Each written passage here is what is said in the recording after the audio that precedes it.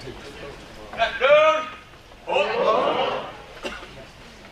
Those of you who don't know me, I am Command Sergeant Major Marcus Montoya. I am the Command Sergeant Major of the Legal Command. I want to welcome you here to beautiful Knoxville for the third of 4 on-site training events that the Legal Command hosts. I want to thank the schoolhouse, Legal Center and Schoolhouse for coming out here and providing training. I want to thank again Sergeant Major Martinez for coming out here and showing us the big picture, how things go in the JAG Corps and the things that are coming forward to us down the pike. It just goes to show that in a room full of privates up to sergeants, and if you did a count, like how many sergeants majors are in the room? Cool, raise your hands. How many master sergeants in the room? Cool. How many 2-star generals in the room? What? Normal Bubba's out there in TQ land don't have that much top cover, right? You don't get to see a CSM come talk to you personally, know who you are, wonder how you've been doing the last couple of years, that kind of stuff. JAG Corps is like that. It's always been a family. It's always been a organization that when you're part of it, no matter where you are, there's going to be a connection back to it. Cool. And y'all know who Sergeant Major Lister was prior to Sergeant Major Martinez, right? Oh. Just, yeah, regiments don't get to see the type of top cover in leadership that we have in JAG Corps, in my estimation. So, and I'm just one of them, another one of them sergeant majors. I happen to be a command sergeant major. Y'all know the difference between that, so command sergeant major and sergeant major. Cool. Right, it's green tabs. I'm in charge of training y'all. I actually own anybody who has this patch. And my direct boss is a 1-star general, General Glanville. Next slide. Thank you. And this is, you saw Colonel Sullivan's top slide on this. This is the Legal Command structure. I wanted to put it out so you can see where we are. 41 states, 213 cities. I don't know how many teams we got. 90, something like that.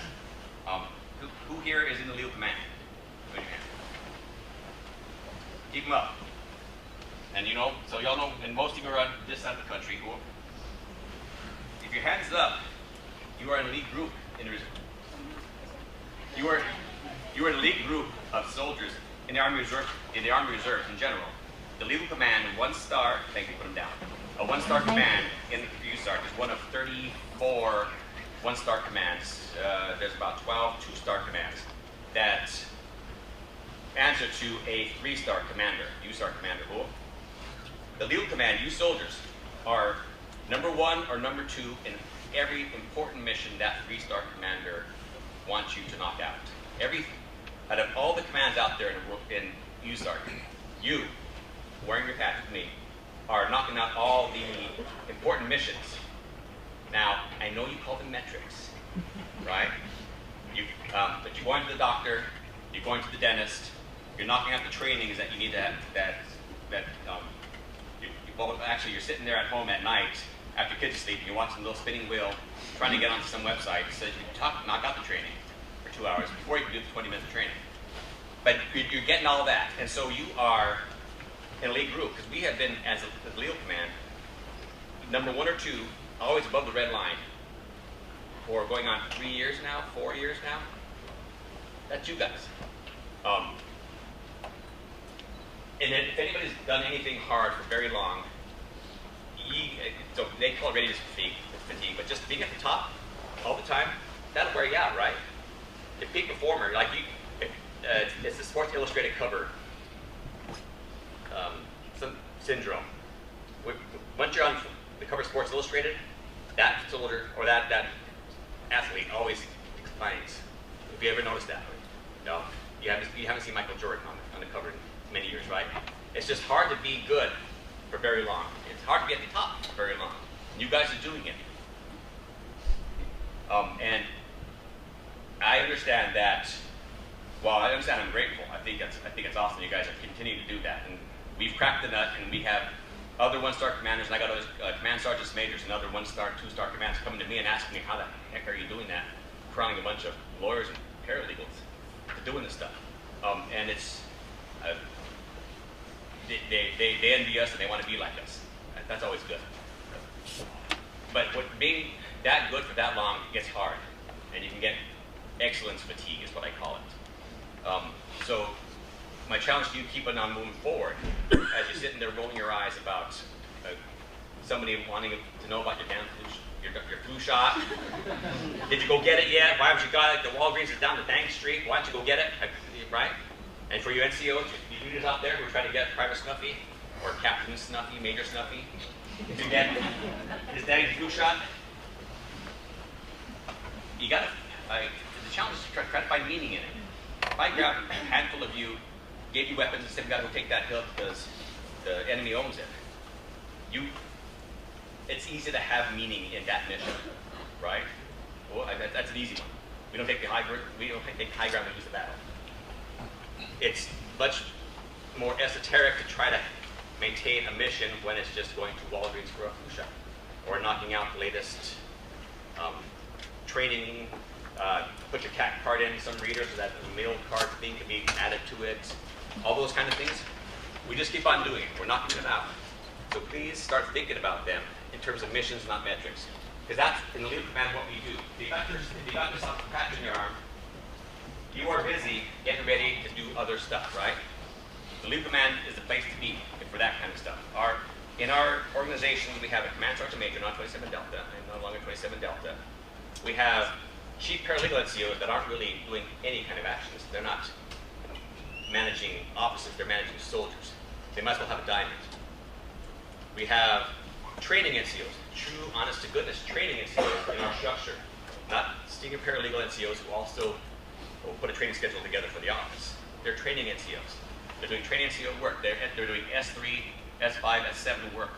And it's on their NCOERs for real, not as an additional duty. That is their duty. We have logistics NCOs in our LODs that are 27 Deltas, but they're doing supply stuff for real. Not just, oh, by the way, make sure everyone's got their OC and let's go lay it out. They're actually ordering their FOCIA, they're figuring out Kylock, they're doing logistics stuff. The legal command, all you all, are doing an amazing job with all these missions. So I just want to say congratulations, thank you for all that. Then I want to say get out. And if you are not in the legal command, you could benefit from the soldiers in the legal command coming to your organization at some point. You could benefit from coming into the legal command from another organization at some point. And you should. Don't stay in LOD land very long. Learn what you can in legal command. Be a great soldier. Learn how to do soldier work. Learn all the training you're doing. Go take some mobilizations. And if you haven't done a mobilization in your current grade, or deployment in your current grade, start thinking about doing that. Yeah, y'all got your right soldier patches 10 years ago. Time to start thinking about a new one. Because the job that you did then is not the job you can do now. Keep on thinking about doing that.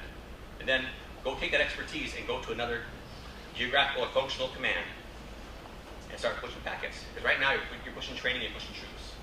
Right? In legal command, that's all you do is training. Now you can go out, take that expertise and go help out your brethren in other organizational functional commands by being a 27 Delta in some other organization and give those 27 Deltas the opportunity to come into your job and do your job. Cool? What's the next slide look like? Okay, so ACRC training. For my active duty bubbas back there, this is going to change a little bit. I think there's going to be some other alignments. But as you can see, how many active duty folks do we have here today? From all over this region. And look back here, folks, especially if you're E7 or E8. Look back and figure out who these folks are. They're in your area at ForceCom and Traditionnel installations and the schoolhouse. And those are the natural relationships that exist out here in all over the country. I could sit here and tell the 213th LOD to go down the street to Fort Benning and talk to the OSJ office there, but that's already happening because you guys should be doing that organically wherever you're at. Where TJAG's vision and your commanding General Glanville's vision is that we support the AC everywhere we can. going into their offices, learning how to do their missions, covering them during leaves, those kind of things, sitting in on board, sitting on courts martials. That's one of our jobs is to support you. And if you haven't gone into, don't know the SJ office in your area and have met soldiers in there, as my senior NCOs, I challenge you to go in there and take a look, make sure you know who the chief paralegal is, know who the folks are in there, and know that you're going to be in Decatur, Georgia for a long time. So you're going to be around more often than those soldiers. And you'll get to know the SJ office more than you know the soldiers, because the soldiers will come and go, but you'll still be there, because that's where you live. For my active duty folks, we're everywhere in the reserve component. Yeah, and I know you got soldiers who are like, I've had enough of this Army stuff, I need to take a knee. If you're ETSing without talking to somebody in the reserve components, I would submit to you that that's not the way to go. Make sure there's always going to be a reserve component, LOD or embedded soldier, somewhere around your area to hook that soldier up with. Talk to them about the reserve component, see if it's a good thing or not for them. But Sergeant Major, I'm going to be moving back to Washington. Okay. Montoya's got somebody up in Washington that can talk to you. And oh, by the way, there's, last I heard, a $10,000 bonus from going AC to RC, but staying in the 27 Delta field. They might want to have a conversation with somebody about that. So if you're an active duty Bubba and you got somebody ETSing, if you can't find somebody in the area, and I know you do, talk to Sergeant Pink Rain, because he knows everybody. Or hit up the regional sergeant major, we'll talk about it in a bit. The next slide, please. So, speaking about the other 1-star, 2-star commands, there's a good chunk of them. Our 3-star commander, General Lucky, loves it when we support other reserve components, jurisdictions. Usually it's pushing packets and sitting on boards. And in your area, there is a 1-star, 2-star commander that would love to have your help. How many folks here in the legal command have done that recently, in the last year or two? Gone and done some packets. See? Wow. Okay, how many of my embed soldiers here have benefited from a legal command soldier coming into your office for 2 weeks, or coming for a weekend and knocking on a board? Should happen more often than that. Whoops. Oh, for the reserve component. Oh yeah. Okay, SRP support. Yellow ribbon. There you go. All right. Keep on doing that. That makes our 3-star commander very happy. He's the commander who resources us, so we like getting paid. I will say, being at the top, being number 1, 2, or 3 for so long, helps us out a lot, because we don't have conversations about why do we need 800 lawyers in one organization. Why don't we just take 100 of those billets and turn it into a fuel distribution company? Because an infantry guy knows how important fuel is. He may not understand how important a bunch of lawyers are. We don't have those conversations because we're knocking out all the missions, every mission that's coming towards us. Even if it is going to the doctor dentist, a board at SRP, we're knocking those out. And so he's not asking us why we have so many. He's asking us what else do we need to keep our missions going. It's a good place to be. Again, that's all y'all. You're doing that for me. You're doing that for us. Ooh. Okay. Let's talk about, any thoughts on that, anyone? What's my next slide look like? All right. Sergeant Major Vineyard? Oh, can you come to read this for me? What is that? Thank you, CSM. Sergeant Major Vineyard is the G357. Oh, I'll let him talk. Oh, all right, thank you, CSM. Sergeant Major Vineyard, 357, Sergeant Major. So this is our MAC. This was produced within the legal command, but it applies pretty much to everyone in here that is in the reserve component. It's very similar, actually, to the roadmap for the active component. The only difference is the availability of the reserve component EL version of ALC and SLC. So I believe the next slide is our checklist, and don't go to it yet, about being ready to go to school. But what this, and I'll have hard copies of this after the next break. I'll bring these in, you can take a look at it. get a little better. I know it violates every rule for how you should build a PowerPoint slide because it's just too much information to walk through. But this is updated with the new acronym of DLC. Is everybody tracking what DLC is? No. Cool. All right, DLC is what SSD used to be. Point and click and learn something. Cool. All right, that's what it is. I just probably butchered it and slandered it. Nobody's here from TradeOff, right? Cool. Too easy, but it makes us better soldiers going through it, and it's a requirement for promotion. Right? TradeOff thinks that it's a very big deal of the information that they have put through DLC. Distributed learning course in 1 February of 2019. The old SSD 1 and 2, you could no longer enroll for it. So if you go say, hey, Sergeant Major, I need to enroll in SSD 1. Too easy, it's done. But you can enroll into DLC. So if you are in SSD 1 or 2 right now, get it done.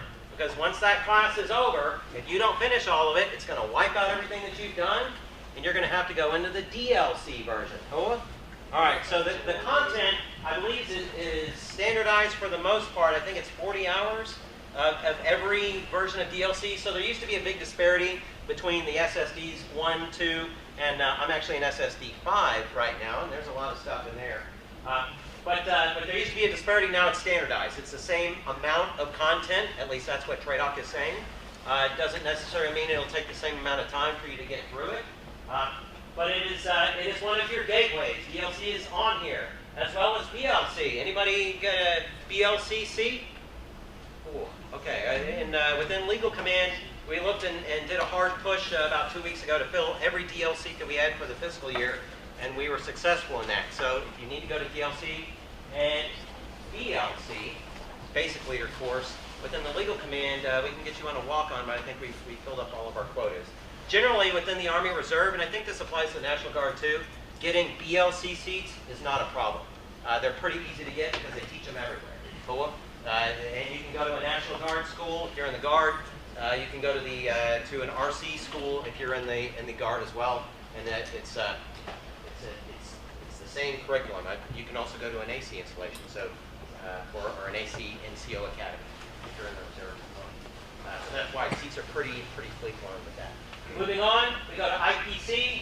Oh, if we can go back to the IPC. What is that? Negative. Again, what is IPC? Not torture. Intermediate paralegal course. Oh, all right, that is a prerequisite.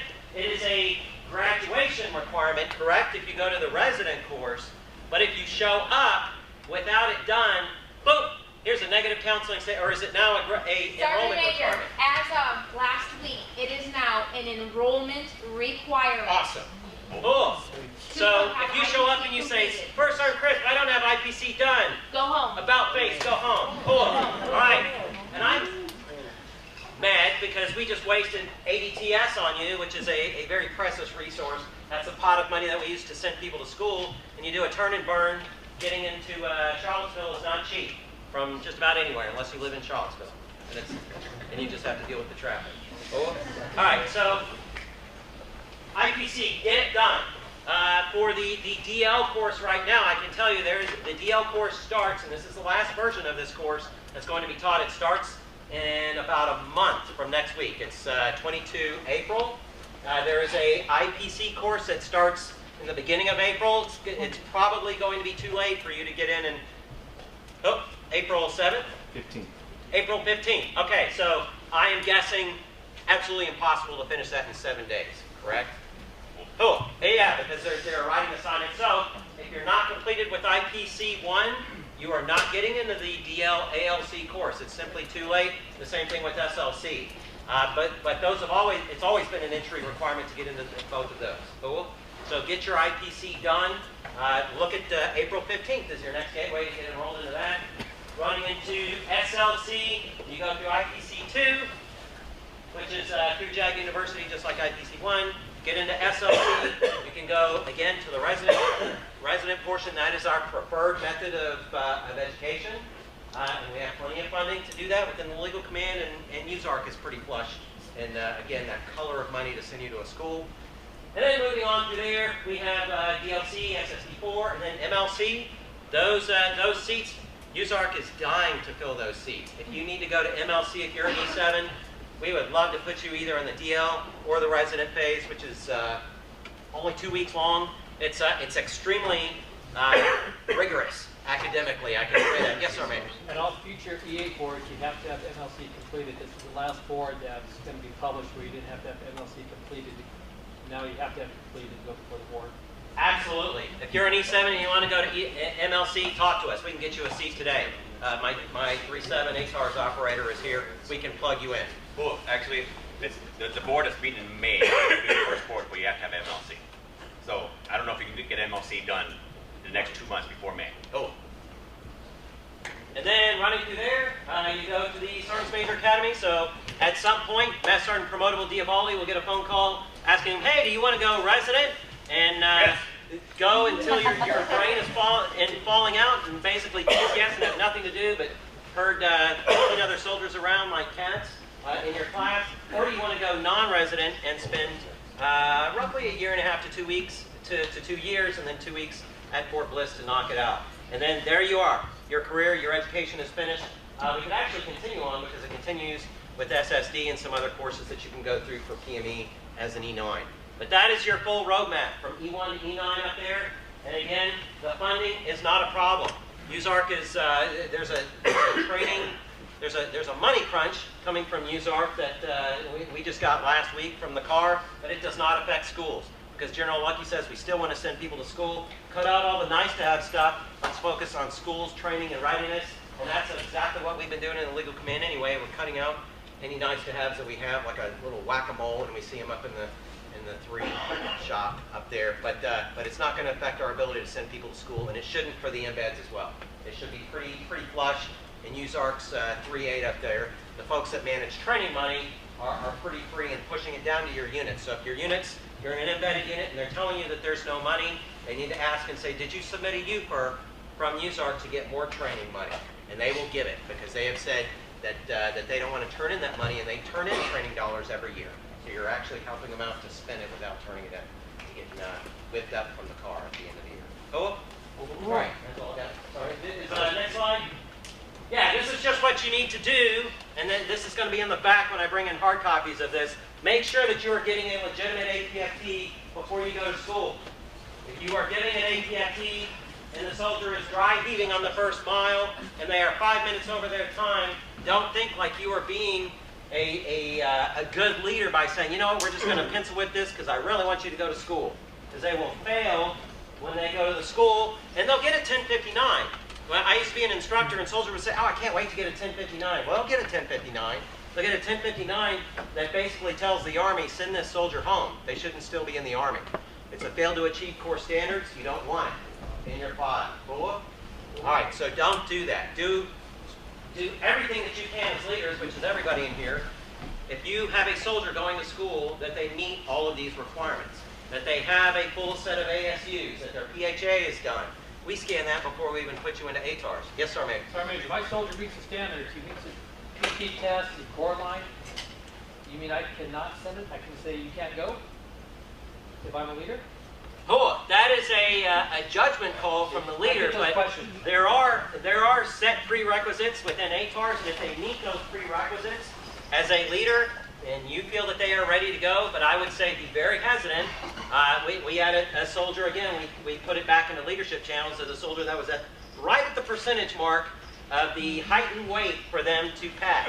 And we pulled them up in DTMS, the system of record of that stuff, and we looked and said, fail, fail, fail. Wow, right on the nose. And now they want to go to school, and we contacted that unit and say, you might want to reconsider this soldier before they go, because I can guarantee if they've got a pattern of failing, and then they suddenly magically pass, when they show up in Charlottesville, guess what? There's going to be probably a few additional percentage points when they're taped on, when they show up there. Magically, it happens. We've seen it before. Then we call the units and say, you probably pulled the tape a little too tight. When you're trying to do them a favor to say, I want to get them to school, you're not doing them a favor. You're setting them up for failure. Cool? Cool. All right. Also, if you're graded for the APFT, I go around and visit LODs. When's the last time you gave classes on graders? How do you grade a PT test? Because sometimes you're my buddy, I don't, that's a good push-up. When you go to active duty, not that they grade it differently, they grade it by the book. I've seen some very funky push-ups, sit-ups grading. When they go to the school, I have to go, these were good push-ups and sit-ups at my unit. You're not doing the soldier any good by giving them an extra 10, 15, 20 push-ups. So grade the graders. Teach them how to do that. Cool. Yeah, and that's the last thing that I'll hit on is another hard copy that I'm going to bring in are all of the classes that we are looking to fill with folks to go to get certified to be graders for the new PT test. Level 1, Level 2, and Level 3. So we need volunteers. Again, we have plenty of schools money. We've got to grow graders. Because the Army is telling us by 1 October 19, we're going to have, in the Army Reserve, everything except for pull-up bars at every Army Reserve Center. We were told that about 72 hours ago, that that's the plan. And they have a con-op that they submitted with the Prago to their ACFT op board. And we looked through that and we were skeptical and said, doggone it, they actually have a plan to get us this stuff pretty quickly, before the end of the fiscal year. So your unit should be barking up to your readiness divisions, telling them whether you have pull-up bars on site or not. That's the only thing that's not coming in the little package that USARC is buying for all of us. But I'll bring those back in here. If you want to get certified to actually teach this, and it's a different animal than the new one, then sign up. And that applies to National Guard as well, too. You guys have access to the same schools. So, all right. Thank you very much. Well, thanks, Major. And one last thing, because a lot of my chief paralegal NCOs are asking when we can start ordering the equipment. We can't. The equipment will be ordered by the facility that you drill at. So your drill hall will own the equipment. Now, if you're an LOD and you got a 06 commander commanding that facility, then you got access to it. The one problem I can see happening is that if somebody else owns the equipment, then you got to ask somebody else if you can use the equipment. And if you don't ask them first, and somebody else is using it that Saturday morning when you're all there, so that's a problem that's going to happen. So you know you can't have the equipment yourself. The building will own it. And if you're smart, you start getting to know who is in charge of your building, and then buy them a coffee. Cool. Okay. A couple more things, guys. Master Sergeant Doss mentioned the NCO induction ceremony. It's going to be occurring tomorrow at the end of training. Not part of the on-site, but the second LOD is hosting it. They've asked me to officiate. I want to say this to my reserve component NCOs.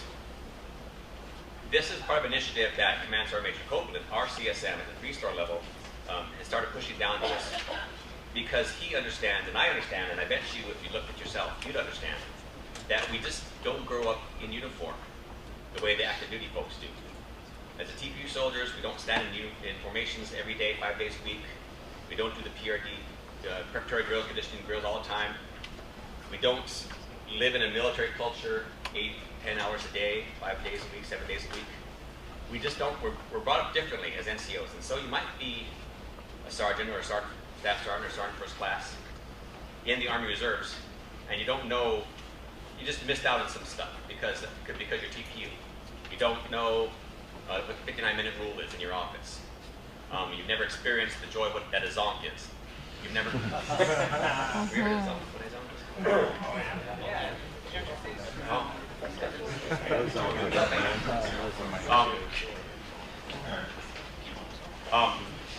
We just don't get that, and these NCO induction ceremonies are a way to get back to that.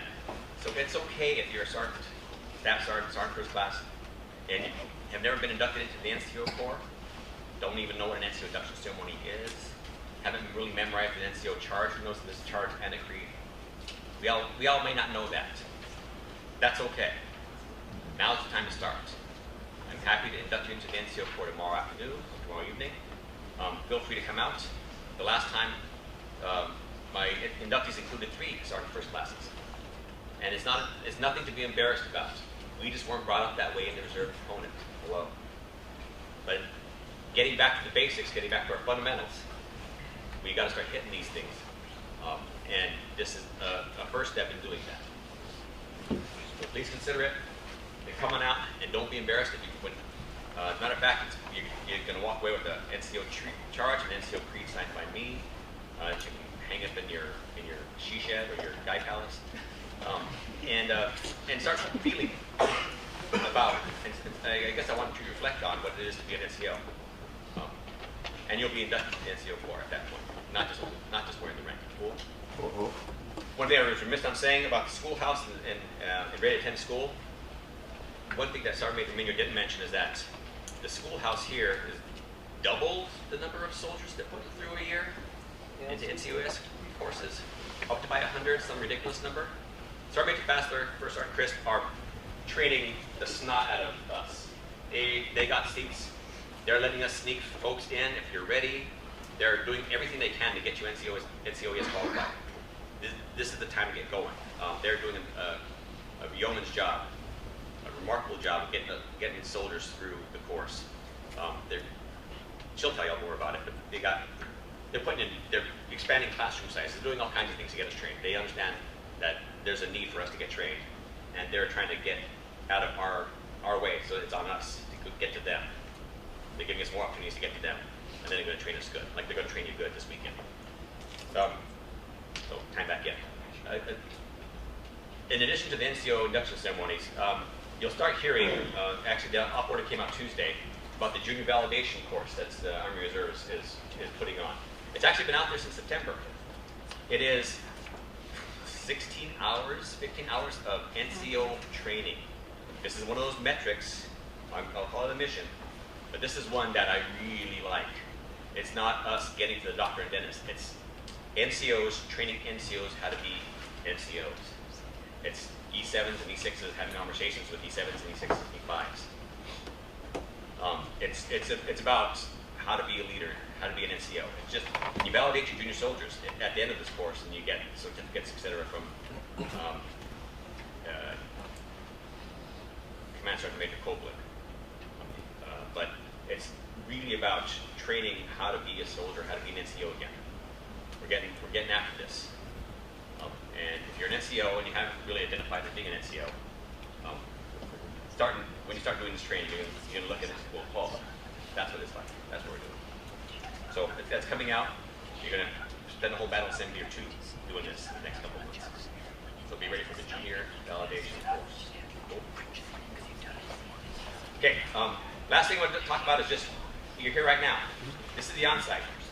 I counted more than 100 enlisted soldiers at this on-site. It's the first time I've ever seen it bust 100. Is that true? That's awesome. This used to be a very officer-centric, and the NCOs were here to make the coffee and make sure that the doors are open and closed. Really. And we're here now. And we're here training, and we're here training in big numbers. That's awesome. I'm glad you're all here. When you're here, be here. There's a training schedule in front of you. You all got it in your blue folders, right? If it's on the training schedule, that's where you need to be.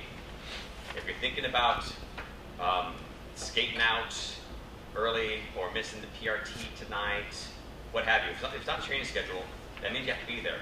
Leaders, NCOs in this room, when you are corralling your troops, make sure that they're there as well.